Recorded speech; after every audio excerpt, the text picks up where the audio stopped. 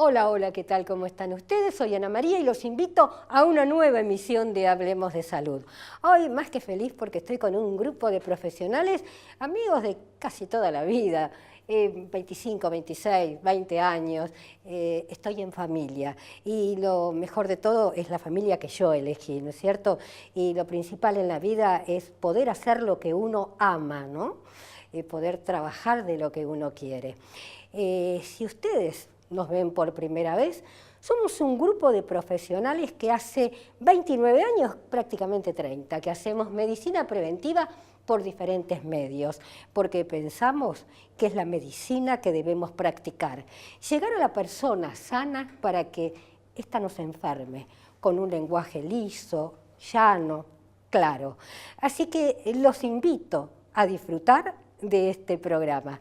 Gustavo Ríos, ¿quiénes nos visitan en el día de hoy? ¿Qué tal, Ana? ¿Cómo estás? Muy bien, muy bien. Bueno, le contamos a la audiencia que hoy está con nosotros el doctor Claudio Santamaría, médico, rector de la Fundación del Instituto Superior de Ciencias de la Salud. También está con nosotros el doctor Horacio Lejarraga, médico pediatra, consultor del Hospital de Pediatría Juan P. Garraham y profesor honorario de la Universidad de Buenos Aires. También nos visita en Hablemos de Salud la doctora Karina Calabrese, neumonóloga. Y por último está con nosotros también el doctor Carlos Bocho, otorrinolaringólogo, jefe de otorrinolaringología del Hospital Italiano de Buenos Aires, profesor titular de la Universidad de Buenos Aires.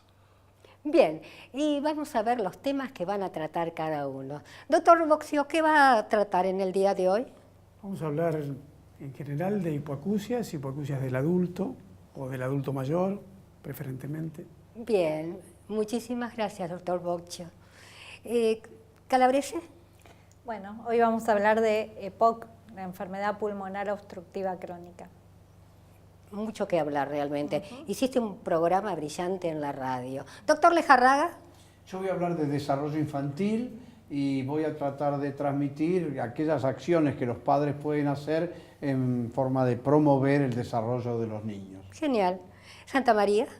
Vamos a hablar del embarazo adolescente, cómo está creciendo, qué cifras nacen por día de mamás menores de 14 años, 7 bebés, y por día menores de 17 años, 30 bebés, 110.000 por año. Es un inconveniente realmente y bueno, todo es educación, educación más educación. Ahora sí, comienza nuestro programa.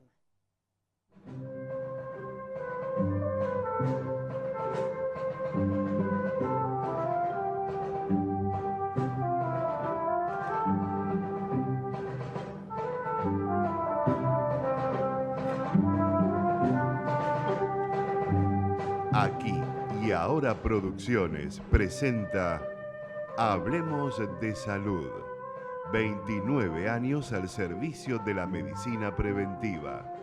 Conduce la periodista médica Ana María Forte. Y ya estamos con un gran amigo realmente, el profesor doctor Claudio Santamaría, médico, y ha recibido una mención especial, un premio importantísimo, que quiero abrir el programa con dicho premio. ¿Qué tal? ¿Cómo estás? Muy bien, muchas gracias. El premio que recibimos es el Premio Iberoamericano a la Excelencia Educativa. Ajá. Tiene que ver con la tarea que hacemos en la Fundación y a lo que gracias a vos hace tantos años y otros colegas hacemos difundiendo esto importante. La prevención hace la diferencia en la salud y los medios en eso tienen un papel importante. Por la forma de enseñar en la Fundación y en los medios, nos distinguieron con este Premio Excelencia Educativa, que es un premio, nos dieron una medalla, una distinción. La verdad que estamos muy, muy contentos. Y contame un poquito, porque yo sé mucho realmente que no voy para la Fundación. ¿Cómo es el funcionamiento de la misma?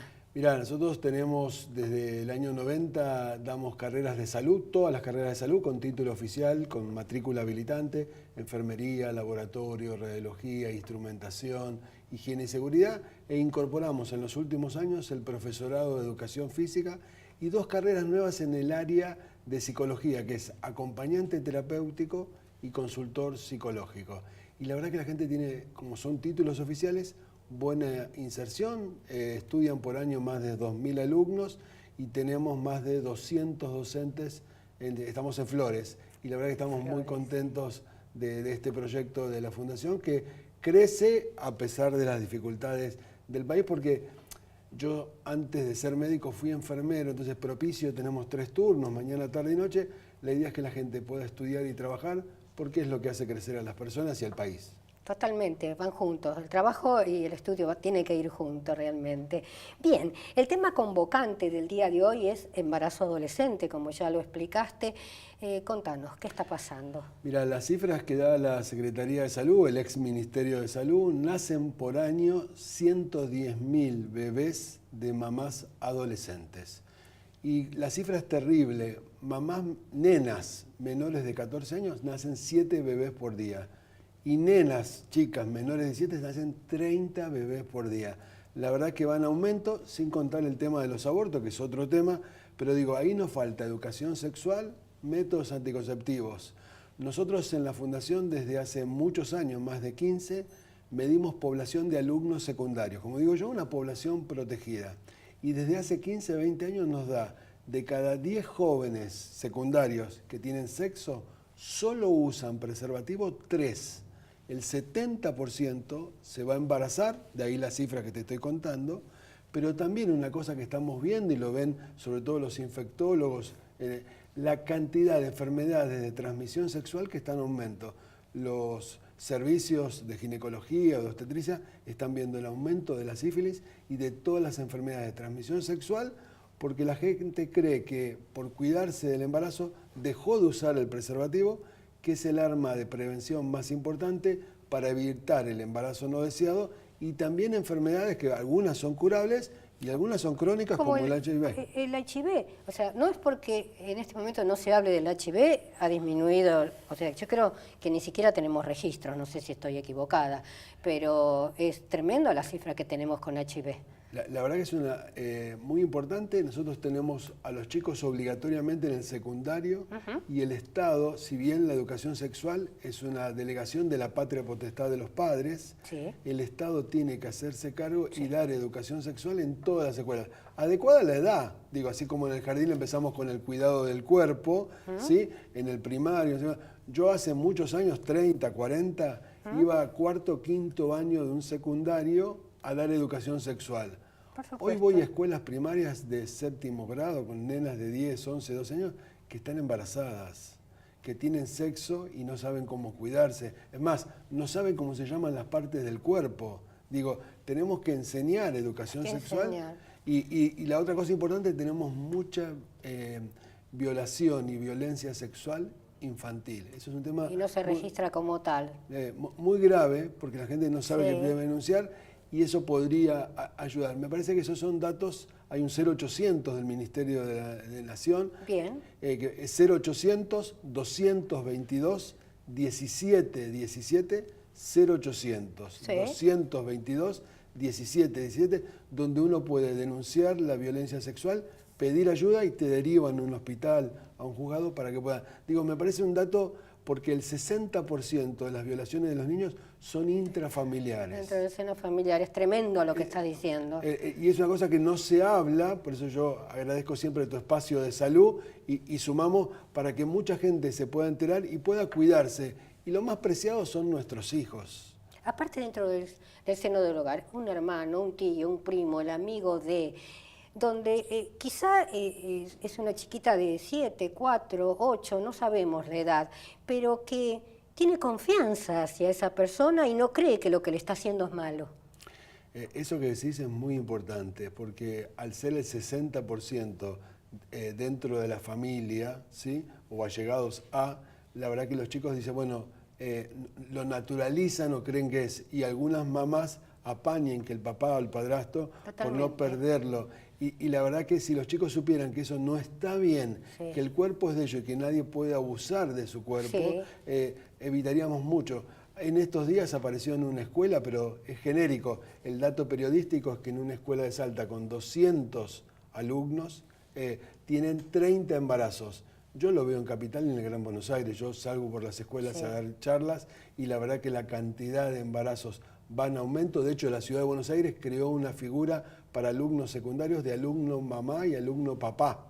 Por las licencias, ¿sí? Porque muchas chicas que quedan embarazadas abandonan la escuela y eso, digamos, cierra el círculo de pobreza y no pueden salir porque no terminan de estudiar, no terminan el secundario, hay abandono. Y esa mamá de 10, 12, 14, 15 años, ¿qué le puede dar a su bebé? Debería estar jugando, no puede cuidarse a sí mismo, ¿cómo va a cuidar al otro? La verdad que es un problema que debería tomarse con más seriedad y debería ser una política. Yo siempre recuerdo... Ana María, que cuando hicimos la ley de educación sexual en la Ciudad de Buenos Aires, el ministro era Narodowski, yo fui un consultor, y le pedimos que, la ley salió para la escuela, que la escuela haga un pacto con la comunidad.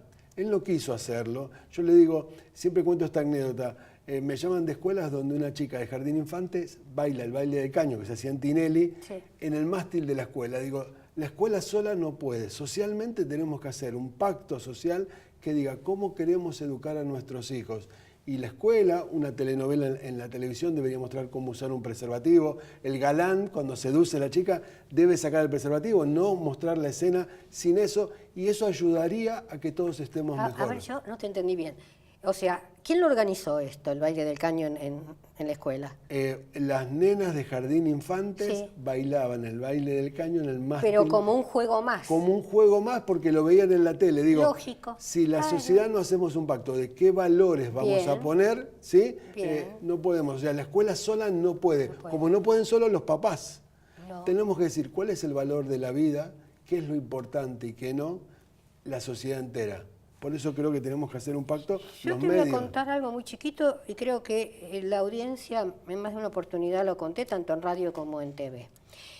52 años atrás, en la escuela Ana María Llaner, que vos conocés muy bien porque es de Flores y de ahí egresé como maestra, un cura nos daba educación sexual y nos hablaba como habla un ginecólogo o un obstetra.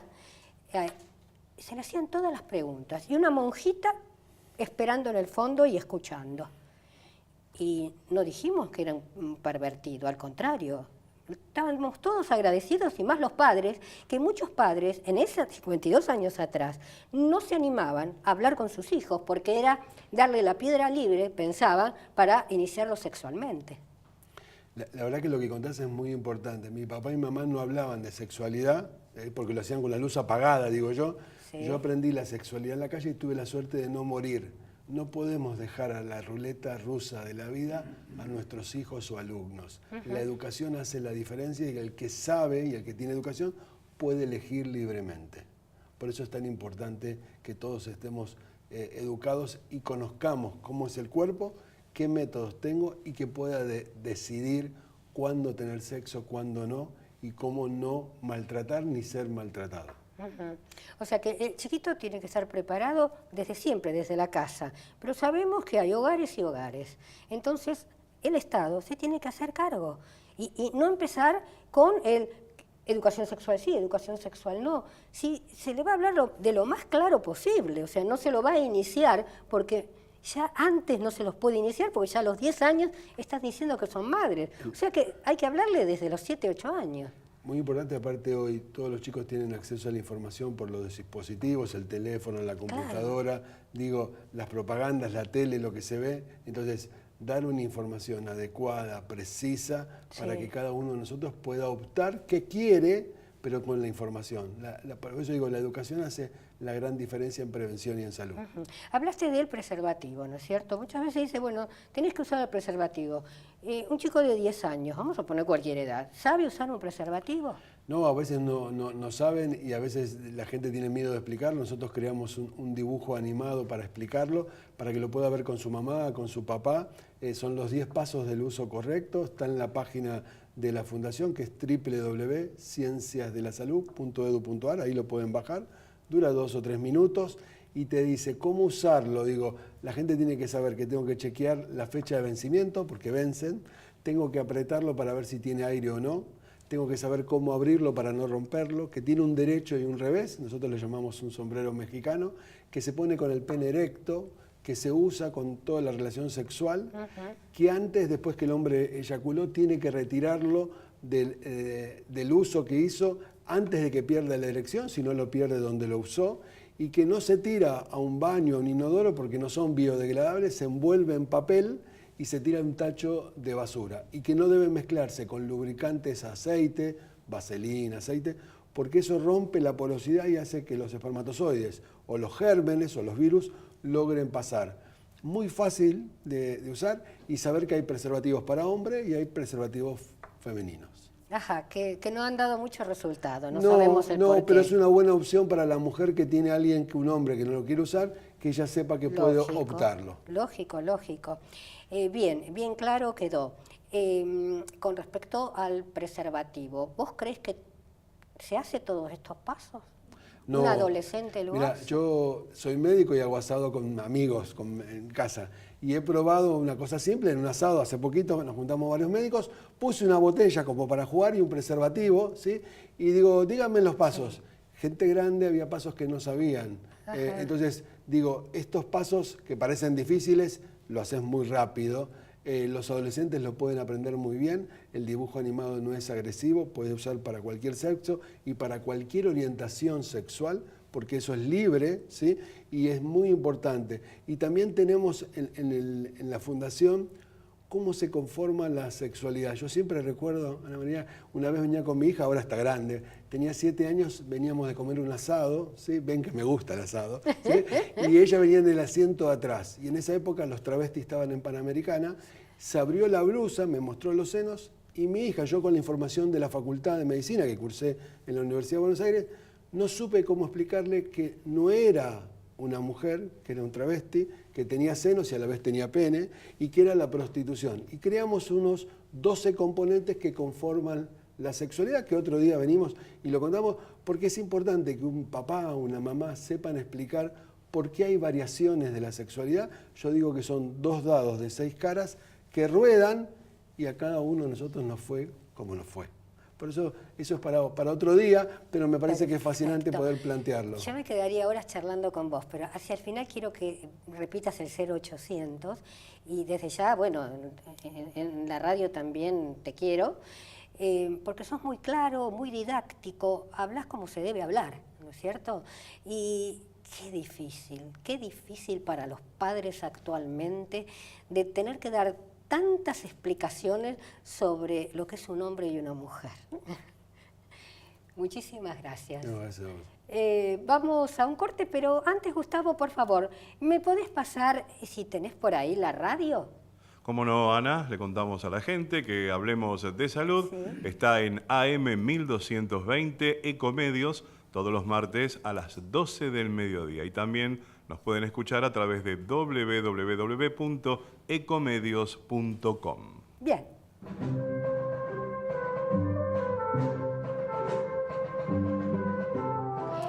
Y ya estamos con una persona que quiero muchísimo, el doctor Horacio Lejarraga, ya Gustavo lo presentó, y va a hablar de un tema muy, pero muy importante, como es el crecimiento y desarrollo en los niños. Y yo ejercí 14 años de maestra jardinera. ¿Qué significa el jardín de infante para un niño? ¿Qué tal, Lejarraga? ¿Cómo le va? Yo lo quiero mucho, y usted sabe. Es mutuo el afecto. Sí. Bien, comenzamos, doctor. ¿Qué es el crecimiento y desarrollo para el que no sabe nada? Bueno, no, el crecimiento es el aumento de tamaño, es decir, que un niño recién nacido que mide 50 centímetros termina en un adulto de 1,70 m, en fin. Eso, cuando uno dice crecimiento, es crecimiento físico. Pero cuando uno habla de desarrollo, habla del curso de los cambios en la sensorialidad, por ejemplo, la audición, la visión, los cambios en la motricidad, el niño que primero gatea, después camina, después patea la pelota, después sube las escaleras, y también la inteligencia, el aprendizaje y el lenguaje. Sobre todo el lenguaje, porque el lenguaje es eso que nos hace humanos, es la diferencia sustancial con los demás seres vivos, ¿no? Y a mí me gustaría, si a usted le parece, brindar algunas pistas para qué pueden hacer los padres para promover el desarrollo de los niños. Bien, Es decir, cuáles son los hitos así centrales, desde la vida prenatal hasta los 5 años, que es el periodo en que el cerebro se desarrolla a una velocidad impresionante. Usted vio cómo los chicos de 3 años aprenden a hacer una cosa y a los 15 ya aprenden a hacer otra más compleja y así sucesivamente, ¿no? Así que, bueno, ya nacen sabiendo, algunos decimos, que va evolucionando, es ¿no? Que son cada año sí. más rápidos. Los chicos se desarrollan y los padres a veces no se acostumbran a un cambio reciente, como que aprendió a caminar, cuando ya el chico es capaz de hacer otra cosa nueva, ¿no? Claro. Y eso es fascinante, eso es una llama de la vida que Ajá. está en la infancia y que a algunos seres les dura toda la vida y a otros se va apagando. Usted dijo algo, caminar. Las mamás y los papás se preocupan mucho, uy, tiene 1 año y todavía no camino. Eso es de preocuparse y después Bueno, lo dejo eso- charlar sí, tranquilo. eso es muy importante lo que usted Sí. dice. Me gustaría decirlo un poco después, que Perfecto. qué cosa, pero hasta Perfecto. ahora me gustaría decir que en la etapa del embarazo hay cosas que son muy buenas para el desarrollo, como por ejemplo los controles prenatales. Usted sabe que cuanto más controles prenatales, el peso al nacer es mayor, así en términos generales, ¿no es cierto? Y desgraciadamente hay madres que están embarazadas, como recién se habló, adolescentes que llegan al parto con ningún control prenatal. Y eso se asocia a problemas en el peso de nacimiento. Y cuanto mejor es el peso al nacer, el desarrollo del niño es mejor. Después, en el primer trimestre del embarazo, al embarazo no le gusta, al embrión no le gusta el alcohol, ¿no es cierto? No El le gustan café. las drogas, no le gustan los rayos X. Sí. Y durante el segundo y tercer trimestre, la madre puede trabajar, pero no El puede trabajar cigarrillo, 16 horas. el cigarrillo. Y el cigarrillo retrasa Hagamos el crecimiento del hincapié. feto. Sí, exacto. sí. Y los controles prenatales permiten tratar causas que pueden pasar, como la presión alta y esas cosas. Después, en los primeros 6 meses después del nacimiento, la alimentación del pecho es extraordinariamente importante. Los niños alimentados... No hay pecho que no alimente. No, exacto. Todas las madres Bien. pueden dar pecho, no hay excepciones.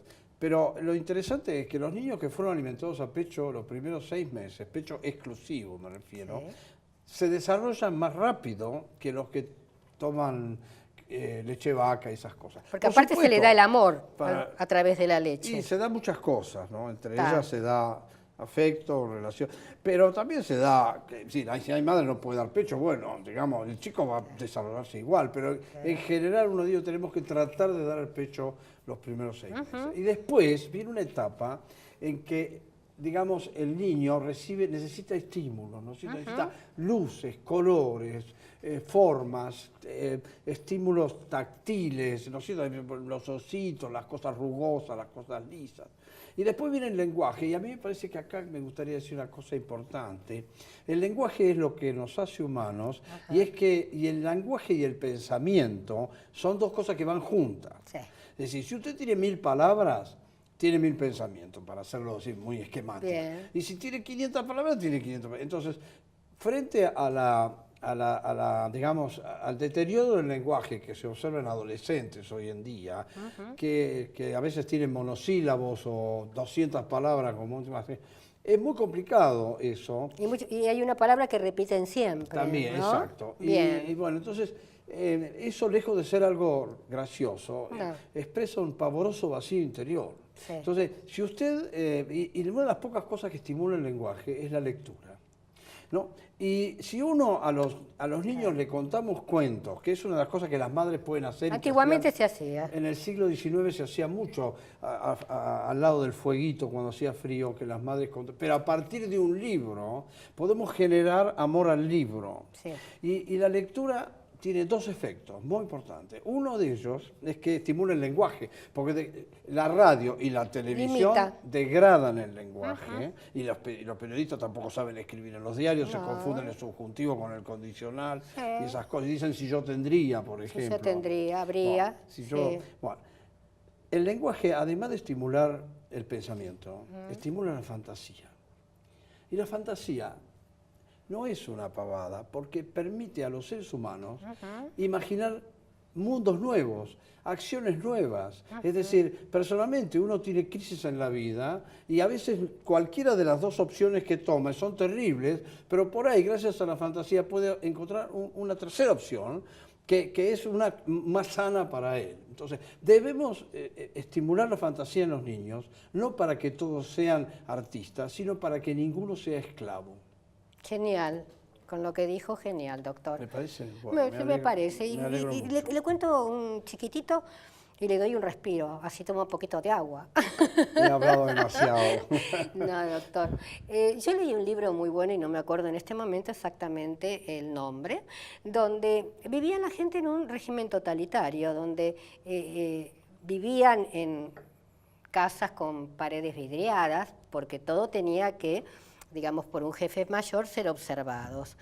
Para tener relaciones sexuales cerraban las cortinas, era lo único privado que tenían, y después se dieron cuenta que fallaban, que había algo que fallaba, y comenzaron a operarlos de la fantasía.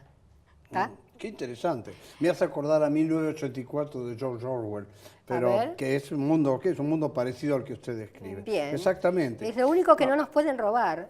Eso es lo que hay Quitar. que observar en los niños. Y el juego, la Bien. relación con los padres, digamos, la disponibilidad de elementos para que... Pero los chicos juegan con cualquier...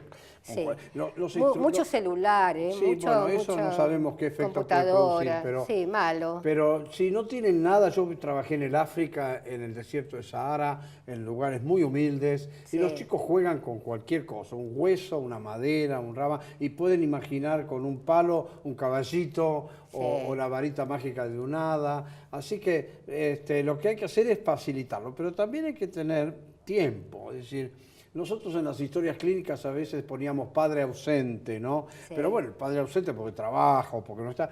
Pero lo que hay que tener es disponibilidad. Es decir, los chicos tienen que tener al padre más o menos, a la madre, a los Claro. dos, cerca para cuando ellos quieren jugar con ellos. Y no cuando uno viene del trabajo y dice, hoy voy a ser de padre perfecto y juega con él. Pero el chico Exacto. ese día quiere jugar solo Claro. esas cosas. Doctor, usted recuerda que somos de otra época, ¿no es cierto? Donde la familia se reunía a almorzar y había una sobremesa. Y mis hijos me preguntan, ¿qué es la sobremesa? Claro. Se creen que es una mesa y una mesita al lado. No existe más porque mamá y papá trabajan. Entonces, por alguna casualidad de la vida, a la noche cenan juntas y otros tampoco. Bueno, nosotros lo que hicimos hacer... Tenemos un minutito, doctor, como para ¿solo un redondear. minuto? Un minutito. Bueno, Cuénteme. quiero decir que en los primeros 6 meses Bien. los niños se desarrollan bien si toman pecho, porque la madre constituye una especie de nicho ecológico que lo protege del medio ambiente, de esas Perfecto. cosas. Pero luego, cuando el chico empieza a salir a caminar, ir por la calle, es decir, jugar y ver y recibir los efectos nocivos del ambiente, sobre todo en medios socioeconómicos muy pobres, empiezan a retrasarse en el desarrollo. Pero hay una cosa que los recupera, que es extraordinaria, que es el jardín de infantes. Es decir, el jardín de infantes tiene un efecto estimulante y puede revertir retrasos del desarrollo producido por un medio ambiente muy pobre. O sea que tendría que ser obligatorio, ¿no? Eso, Bien. señora, escúcheme, hay una ley que hace Bueno. obligatorio a partir de los 4 años. Nosotros hemos estudiado que los niños, que algunos no van a pesar de la ley, Por eso. y el gobierno tendría que facilitar esto y no hay ninguna posibilidad de que lo haga, Exacto. pero los que van al jardín recuperan el retraso de desarrollo padecido en meses antes. Bien. Un gusto, doctor. Me quedaría mucho tiempo, pero usted sabe que la tele es así, ¿no es cierto? Sí, Tantos sí. minutos y dejamos. Bien. Gustavo Ríos, por favor, ¿tenés el Face? Tenemos el Facebook y tenemos 2 Facebooks. Nos encuentran en Hablemos de Salud, Ana María Forte, y también Fiebre Mediterránea Familiar, Pacientes y Familia. Vamos a un informe, ¿te parece? Sí, muy interesante, ¿no es cierto? Un informe de leucemia, ¿sí? Leucemia, escúchenlo bien. La leucemia es un tipo de cáncer que afecta a las células blancas de la sangre, también conocidas como leucocitos. Estas representan la defensa del organismo. La enfermedad comienza en la médula ósea, que es la parte interna de los huesos, popularmente conocida como tuétano del hueso. Se esparce por el cuerpo a través de la sangre, obstaculizando e impidiendo la producción de glóbulos rojos, plaquetas y glóbulos blancos. Debido a esto, se producen enfermedades y síntomas asociados como anemia, infecciones y hemorragias. La leucemia es una enfermedad grave que necesita ser tratada a través de quimioterapia, radioterapia o trasplante de médula ósea.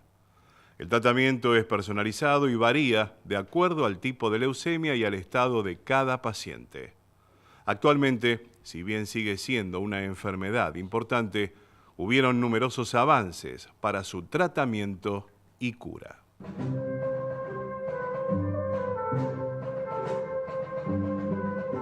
Y ya estamos con la doctora Karina Calabrese, neumonóloga, y nos va a hablar de EPOC, enfermedad progresiva obstructiva crónica. Asusta un poco, pero tendría que asustar mucho más realmente por lo que produce en nuestro organismo. ¿Es así, Karina? Es así. Básicamente, como dijiste, la EPOC, como es conocida, que es la enfermedad pulmonar obstructiva crónica, es una enfermedad respiratoria crónica, pero hay que tener en cuenta que es prevenible y tratable. Si bien es crónica, tenemos esta posibilidad de prevenirla a través de la cesación tabáquica, que es el mayor factor de riesgo que se tiene para producirla. La enfermedad pulmonar obstructiva crónica lo que produce es una limitación al flujo aéreo en los pulmones, que es persistente, que puede tener algún grado de reversibilidad, pero nunca se normaliza. Y esto es producido por la exposición principalmente al humo del tabaco. Más del 80% de la EPOC se desarrolla por exposición al humo del tabaco. O sea que tienen que tomar conciencia, ¿no es cierto?, en un hogar. Vamos a suponer que está fumando mamá y papá y tienen un bebé o chicos, digamos, los fumadores pasivos pasan a ser porque respiran el humo del cigarrillo. Claro, cuando nos referimos a la exposición al humo del tabaco, es tanto la persona que fuma como la persona que está expuesta al humo del tabaco. En general, los que mayores riesgos tienen son aquellos que tienen más de 20 horas semanales de exposición al humo del tabaco, por eso hay que evitar y los ambientes que estén libres de humo, sobre todo en los chicos, en el proceso que se desarrollan los pulmones, generamos ciertas dificultades y son sensibles para luego tener este tipo de enfermedades. Y sabemos que, digamos que el cigarrillo tiene alrededor de 5.000 sustancias tóxicas, entre ellas hasta cianuro, y que las tabacaleras agregaron la nicotina, que es uno de los más adictivos. Entonces, yo no entiendo cómo todavía se puede estar contando esto en todos los medios de comunicación y no se tomen medidas. Se trata de estimular lo que es el consumo de tabaco, pero bueno, es complejo en nuestra población. 1 de cada 4 sigue fumando y se hizo en el último tiempo se hizo una encuesta para conocer cuántas personas con EPOC había en nuestro país, y de esas personas que se detectaron con EPOC, 80% estaba asociado al tabaco y casi el 80% no sabía que tenía esta enfermedad.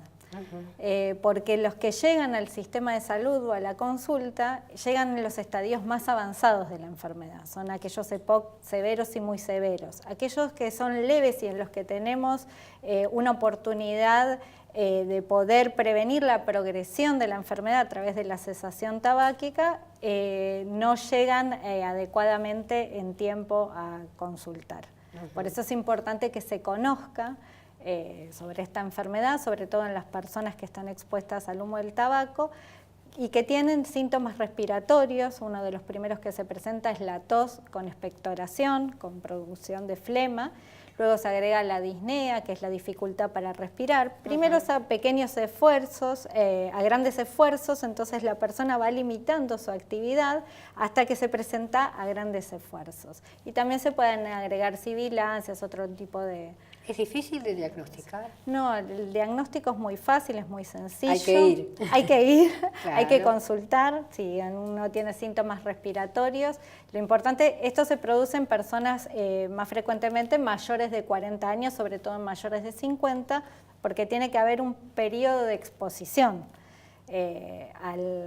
Digamos, se cuenta la cantidad de cigarrillos más el periodo de exposición que tiene tiene que pasar varios años para que se produzca esta enfermedad. Entonces es de personas mayores de 40 años en general. Y es cierto que, por ejemplo, una persona deja de fumar y todavía tiene, digamos, un reservorio dentro del cuerpo por 5 años más por todo lo que fumó? Se van recuperando funciones paulatinamente. Las primeras que se recuperan tienen que ver con el olfato, con el gusto, con la capacidad respiratoria, y se dice que 10 años después de haber dejado de fumar uno puede recuperar algún grado de acción. Por supuesto que cuanto antes se deje de fumar, mejor, digamos. Si una persona más joven deja de fumar, tiene más chance de recuperar. Totalmente. Vos sabés que esto ya lo conté en radio, pero bueno, es otro tipo de audiencia. Hará cosa de 20 y pico años atrás me invitaron a un desayuno, un lugar muy lindo, y bueno, eran mesas de a 10, y a mí me senté a hablar con mujeres y no pude tomar el desayuno porque las 9 personas que me rodeaban estaban con mochila de oxígeno, o sea, lo mal que me hizo a mí, ¿no? Verlas en ese estado. Digo, ¿cómo llegaron a esto? Y digo, esto sería bueno para un flash publicitario, porque recién cuando uno ve a la persona que realmente eso se podía haber evitado simplemente dejando el cigarrillo, se da cuenta del daño que provoca. Exactamente. Bueno, esto que vos decís tiene que ver con uno de los últimos escalones de tratamiento, que es la oxigenoterapia, que es para los pacientes más severos, en los que se agotaron todas las otras posibilidades. Por eso nosotros tratamos de que lleguen tempranamente a la consulta. El estudio es muy sencillo, es una espirometría, se llama, es un estudio que no es invasivo, es simple, es rápido, en el que la persona sopla, ¿sí? Lo que inspira y expira, se miden esos flujos de manera forzada, ¿sí? Se mide cuánta capacidad pulmonar tengo y con qué velocidad soplo, ¿sí? Sobre todo en el primer segundo, porque una de las consecuencias que tiene esta enfermedad es que se pierde la elasticidad del pulmón para expulsar el aire, entonces quedan con aire retenido, ¿sí? Entonces hay muchas cosas previas para hacer y no llegar a esta etapa, como es la cesación de tabaco, pero además la actividad física. Esto es una enfermedad que está muy asociada con la depresión, porque como vos lo decís, en las etapas más avanzadas disminuye mucho la calidad de vida de las personas y esto los hace tener problemas de depresión y ansiedad. Por eso es importante que hagan actividad física, rehabilitación respiratoria, que los conecta socialmente con otras personas, que aprenden técnicas para inhalar, que fortalecen los músculos. También está asociado con la parte nutricional. Es importante que no aumenten demasiado de peso ni bajen demasiado de peso porque produce mucho desgaste energético esta enfermedad. Entonces es importante no llegar a esas etapas a las que vos referías y cuando se llega, saber que uno puede tener una mejor calidad de vida haciendo todas las diferentes aristas del tratamiento. Y Calabrese, vos sabés que el hospital María Curie es especialista y ahí está el doctor que viene a menudo a hablar acá al programa, el doctor Rizzo. Sí. Y realmente cuando uno tiene una duda, el paciente entra, es una atención, la verdad que extraordinaria, yo estuve en el servicio, entra, le hacen la espirometría, radiografía, tac, tac, tac, y ya sale en el momento con, digamos, la certeza de que sí, Claro. lamentablemente tiene la enfermedad. Simplemente lo que tenemos es que cuidarnos, ¿no es cierto? Observarnos. Nuestro cuerpo habla, escuchémoslo. Exactamente. Bien, genial como siempre, te agradezco mucho. Gustavo Ríos, por favor, pasa a la web. Nuestra página web para todos ustedes que nos están viendo en estos momentos es www.hablemosdesalud.com.ar. Gracias.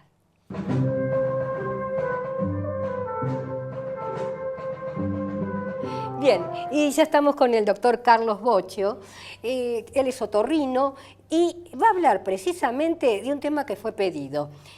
Adultos mayores y la presbiacusia. O sea que escuchan mal de un oído o del otro, ¿es así, doctor? Sí, es así.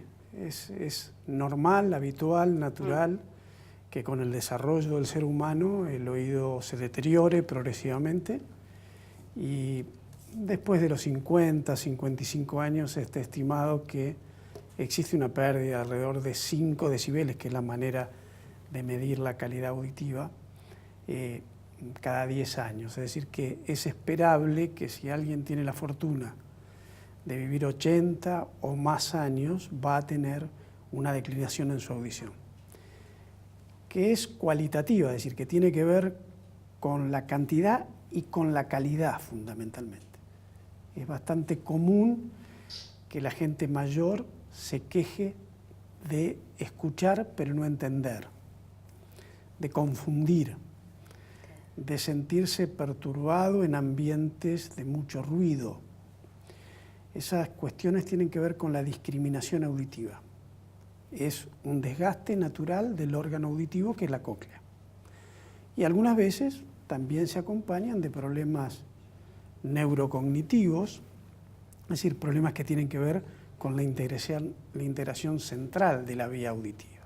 Es decir, que puede haber una audición conservada, pero algún deterioro en la zona cortical, cerebral, y entonces el paciente le cuesta más entender. Cuando comienza con estos problemitas, obvio que no tiene que dejarlo pasar. ¿O hay algo que hacer o simplemente el médico acompaña? En general hay que recomendarle al paciente que trate de controlar cualquier enfermedad que pueda ser perjudicial para el oído interno. Es decir, el paciente que está mal controlado de su presión arterial, el paciente que tiene alteraciones con sus lípidos, con el colesterol, con su glucemia, con el azúcar en la sangre, en general es un paciente que deteriora más rápidamente su audición. Así que hay que recomendarle que el clínico lo tenga controlado dentro de sus parámetros. Después hay que recomendarle clásicamente que en los lugares donde se siente más incómodo, que son lugares de alta exposición al ruido, los evite, porque eso puede generarle todavía un mayor problema y aumentar el ritmo de deterioro auditivo. Eso se ve mucho también en la primera edad, se ve mucho en la adolescencia, estamos teniendo cada vez más pacientes que por el uso de dispositivos auriculares, ¿no? y auriculares están perdiendo prematuramente la audición y están acompañando con zumbidos de difícil manejo, tinnitus, ¿no? Tinnitus, acúfenos, son sinónimos en realidad. Ajá. Entonces, todo lo que pueda hacer para que el paciente, uno pueda asistirlo también, para que recomendarle que tome algunas actitudes en el desarrollo cotidiano, que lo ponga más cerca de la fuente de emisión sonora, para que pueda reforzarse con un estímulo visual de la biolectura para completar alguna de las frases que se le dicen. Esa es la primera idea. La segunda es, hay que estudiarlo bien con estudios audiológicos, y muchos de estos pacientes van muy bien con ayudas auditivas, los llamados otoamplífonos o audífonos. Claro que antiguamente la gente se negaba porque eran unos aparatos bastante importantes en cuanto al tamaño, pero Bueno, yo cada día que pasas lo hacen más pequeñitos. Sí, yo puedo hacerte algún comentario. Sí. Durante muchísimos años yo escuché que los hombres y las mujeres hablaban muy bien de la calidad o el diseño de un anteojo, que está en el centro de la cara. Sí. Y nadie se queja por eso, es una cuestión cultural, todo el mundo lo acepta, todo el mundo cambia todos los días, cambia los diseños, cambia los colores, está realmente orgulloso de lo que lleva. Exacto. Sin embargo, es difícil convencer a un adulto Sí. que se coloque un audífono que es escasamente visible Sí. y que rinde muchísimo porque lo ayuda enormemente. Así que es una cosa que los médicos... Cultural. Claro, y los medios tienen que insistir. Hace muchísimos años, te cuento en un instante documentario, yo era fellow en Estados Unidos, en el House Eaton Institute, y el paciente era Ronald Reagan, ¿Qué paciente? y ellos le hicieron hacer fotos con él mostrando sus dos audífonos. A partir de ahí, en Estados Unidos, hubo una revolución sobre el uso y la indicación y la aceptación de los audífonos.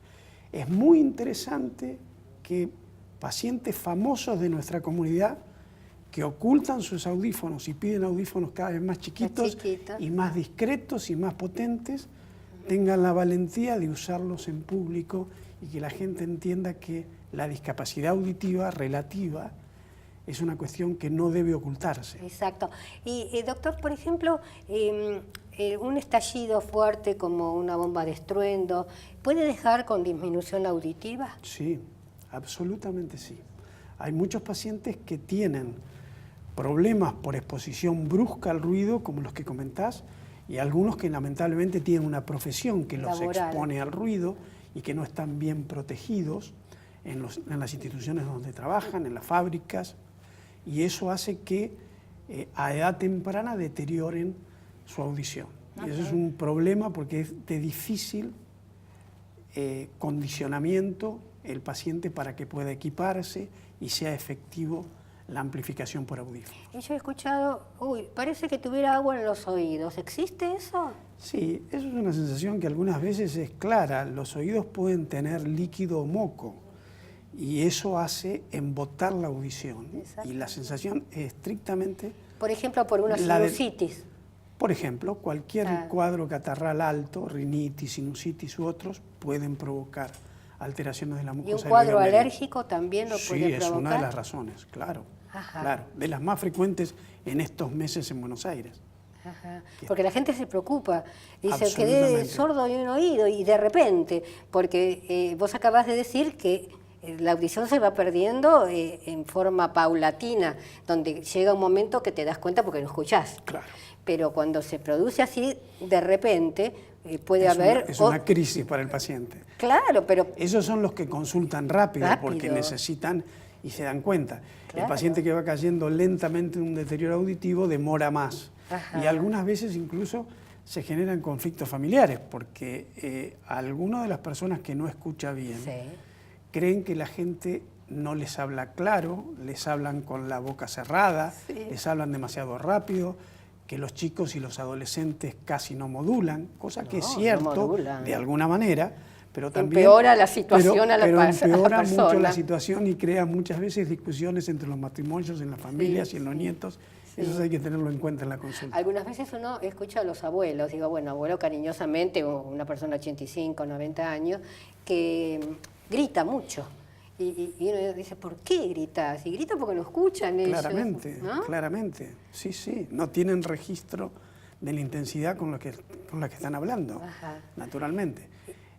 La problemática de la audición, si bien es cierto, es cada vez más extendida, porque esto que hablamos de la exposición al ruido se da en todo el mundo y en las sociedades modernas mucho más, desafortunadamente, pero también aparecen nuevos recursos. Por ejemplo, hasta hace 10 años prácticamente operamos muy pocos pacientes con discapacidades auditivas profundas, lo que clásicamente se habla de dispositivos implantables de oído o implantes cocleares, que son las nuevas tecnologías.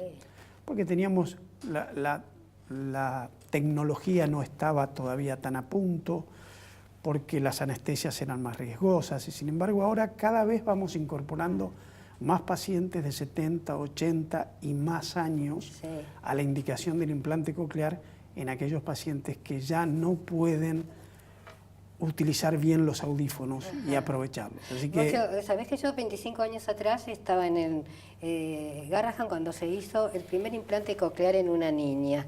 Que era, bueno, fue todo una fiesta para el hospital. Claramente. Y ahora cómo se está perfeccionando que se puede hacer en la persona adulta o de la tercera edad. ¿Sabes una cosa? Yo me quedaría horas charlando porque son muy didácticos, pero me dijeron corte. Bueno, debemos tener algunos minutitos como para el redondeo, o sea que lo que me pensás decir, lo vas a decir. Bien, ese corte tan pedido...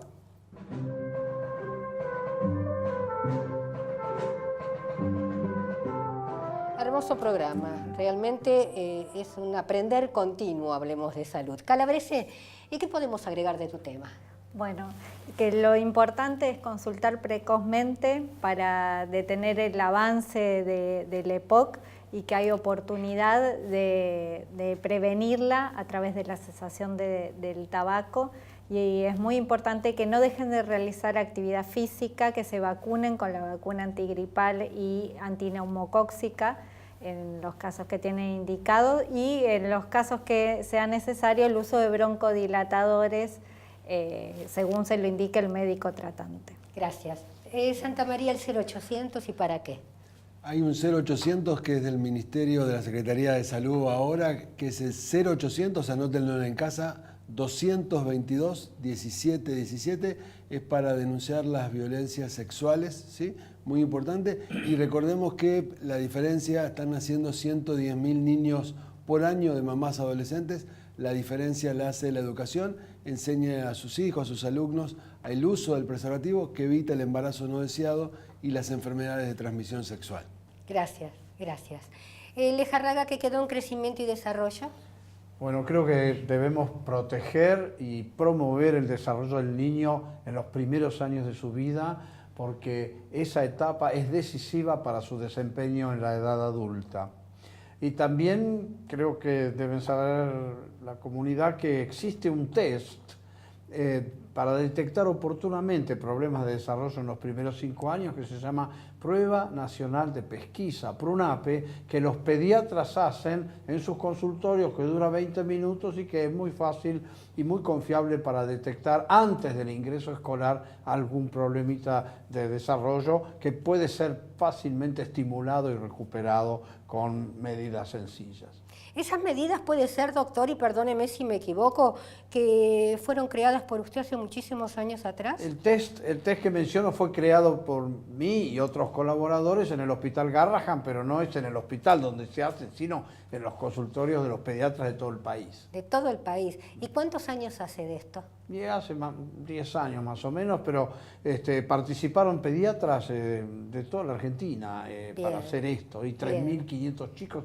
Y digamos, son muy sencillas, a ver si el niño camina, si puede dibujar una figura humana, si puede patear una pelota o si dibuja, figuras y otras cosas. Es muy sencillo y es muy confiable. Bien, gracias, doctor. Boccio, ¿qué quedó para decir con respecto a este problema que tienen, la mayoría de los adultos llega a, ¿no es cierto? Sí, reforzar la idea que la consulta con el clínico para un consejo adecuado, que el otorrino con la fonoaudiólogo evalúe el nivel de deterioro auditivo y no demorar en recibir asistencia que incluye el audífono en muchos de los adultos mayores, que va a evitar fundamentalmente que muchos de estos pacientes empiecen a tener una relación difícil algunas veces con el medio. Vemos muchos pacientes que refuerzan sus síntomas de depresión y aislamiento por la mala audición, la desconexión, la incomprensión. Es decir, que es un tema que hay que tratar de tratarlo precozmente. No hay que dejar, por ejemplo, el audífono como ayuda para la última situación cuando el paciente está desahuciado. Doctor, le voy a hacer una pregunta, porque me la hicieron a mí. ¿Es aconsejable el uso del cotonete? No, de ninguna manera. El mecanismo de higiene natural del oído está previsto en la fisiología humana. No hay nada que sacar ni que poner en el conducto, absolutamente. Bien. Bueno, muchísimas gracias, doctor. Ya pertenece a nuestro staff. Bien, ¿qué les puedo decir? Es un programa de lujo. Yo siempre digo que Hablemos de Salud no sería nada sin estos excelentes profesionales, porque son todos buenos seres humanos y excelentes profesionales. Gustavo, por favor, ¿nos podés pasar el mail? Como no, le decimos a nuestra audiencia que si quieren comunicarse con la producción y escribirnos y preguntar lo que quieran, lo hacen a hablemosdesalud@hotmail.com. Yo te agradezco muchísimo y con respecto a mi audiencia, recuerden, los espero la próxima semana en este mismo horario. Chau, chau.